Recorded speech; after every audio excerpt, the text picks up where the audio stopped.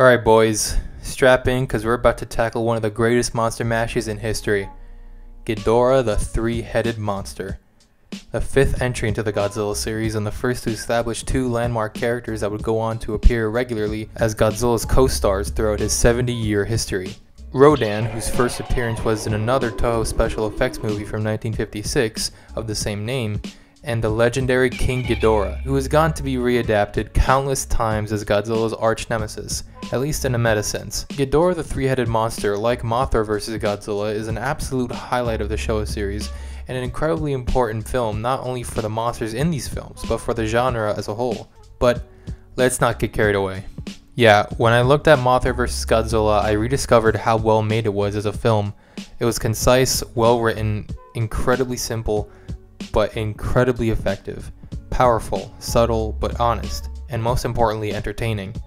Everything seemed to turn out well for that film. However, I cannot say the same sentiment for Ghidorah the Three-Headed Monster. Don't worry, I'm not gonna rip this one apart, just hear me out. Directed by Ishiro Honda and written by the resourceful Shinichi Sekizawa, who's responsible for a majority of the great writing within the Showa series, this movie was released the very same year as Mothra vs. Godzilla in 1964, and in a way you can somewhat tell. Now, who are the main characters? Let's go through the list. Godzilla, Rodan, Mothra, and King Ghidorah. Oh, you meant the humans?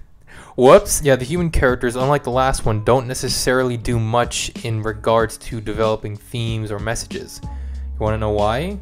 Let's look at the story. Ghidorah the Three-Headed Monster starts out with a reporter, Naoko, played by Yuriko Hoshi, returning from the last one, but as a completely different character, attending a stakeout for UFOs. The lads at this venue here don't really take kindly to her non-believing behind being around the event. They're afraid her brainwaves will interfere with seeing actual UFOs since she couldn't really care less about them.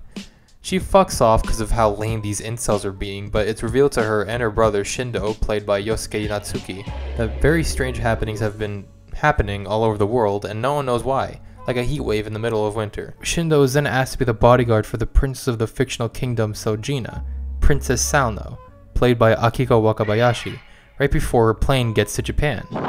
The princess somehow survives the sabotage from her political opponents and reappears as a prophet, saying that great terrors will be bestowed onto Earth and humanity won't be enough to stop it. No one really seems to give a fuck until everything she starts saying actually comes true. A magnetic meteor hits Earth, Rodan is awakened, and Godzilla appears out of nowhere. The princess is revealed to be the descendant of Venus, and telling the Earth people that a monster named King Ghidorah destroyed her planet and will destroy Earth if something isn't done. Then Mothra is called to help the humans. She tries to convince Godzilla and Rodan, who are currently beating the shit out of each other at this current point in the movie, that this Ghidorah guy is a real asshole and they gotta team up to save Earth and everything. Godzilla and Rodan aren't having it and would rather let humanity die than stop their tussle with each other. Mothra decides to go at it alone, and Ghidorah just beats Mothra to a pulp, enough to persuade Godzilla and Rodan to fight off Ghidorah once and for all, together as a team.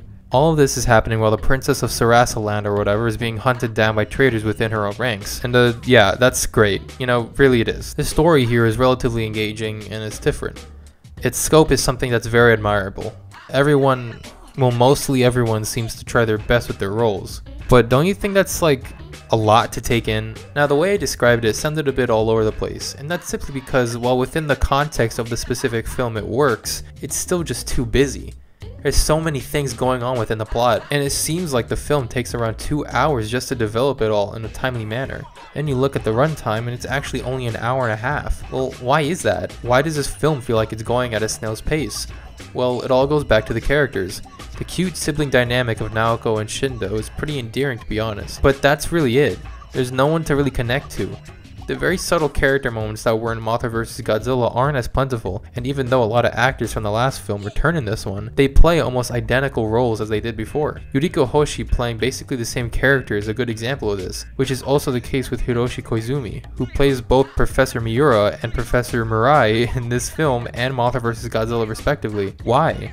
Why couldn't these characters just be the same ones from the last one? Like, they're literally the same people with the same jobs and everything. It would have been easier than introducing entirely different characters to be in the new one.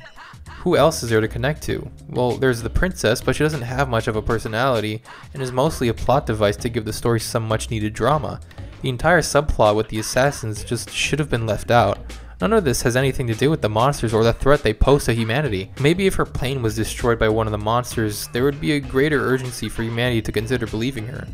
What I'm saying is that most of the time in the movie is spent with very dry characters that don't remotely make an impact, nor do they represent anything thematically rich to justify their existence, with a plot that half the time really only vaguely reminds you that it has anything to do with giant monsters. Let me ask, what does any of this have to do with Godzilla, Mothra, Rodan, or Ghidorah? The monsters are really just on the sidelines for a story that isn't really that well developed in the grand scheme of things.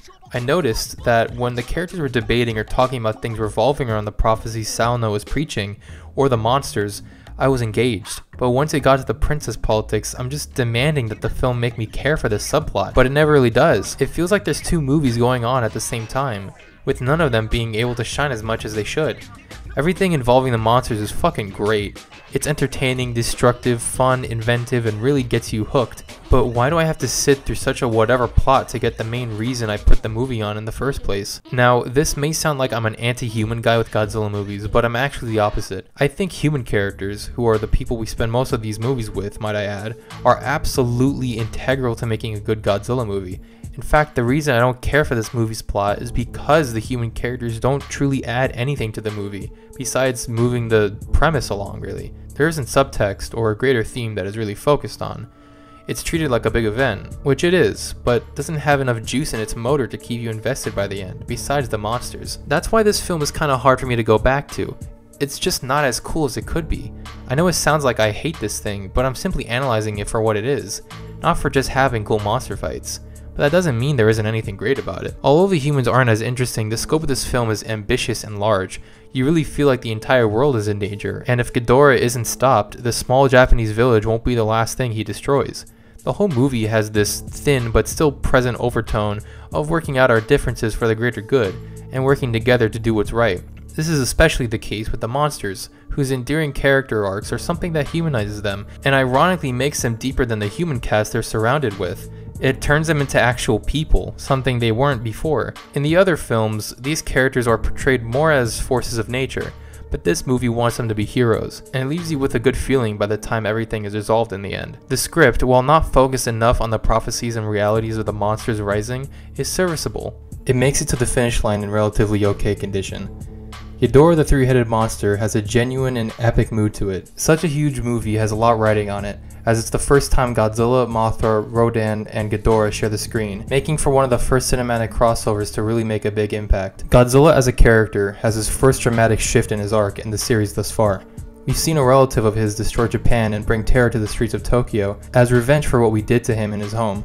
And we've seen a new Godzilla rise up from the depths to challenge humanity once more, but this one was different. In all the time he's terrified humanity, fought a giant ankylosaurus, wrestled with a giant ape, and battled a determined mythical moth, his battle with Rodan seems to be the last of his fights urged from his bad temper. After Mothra convinces the two monsters to duel Ghidorah, Godzilla seems to be able to see the greater good and act on it, according to his free will. He's a changed monster by the end, King Ghidorah being the first monster Godzilla ever fought to protect the Earth. This was the gradual transition from Godzilla the terrifying monster now becoming Godzilla the friend and ally, and all this monster character development is something I really love about this film. The score is another bop from Akira Ifukube, delivering us more classic themes upon more classic themes. Eiji Tsuburai's effects are again absolutely phenomenal, and the shot composition for some of these sequences is amazing. Like this shot of Ghidorah ravaging the town, this shot of Rodan ominously flying through the clouds high above an unknowing city as Godzilla watches keenly from below, the Shobijin shots who are well integrated into the story, and many more. It seems everything about this film screams color, it screams big, and wants to be the best, most epic film yet. And in a way it is. It just kinda sucks that the script isn't as focused or as well made as its predecessors. The film is okay, but it's technically very well made, making it an undeniable classic, but not without its flaws. Ghidorah the Three-Headed Monster is very important, and its voice is deafening, even with its blunders.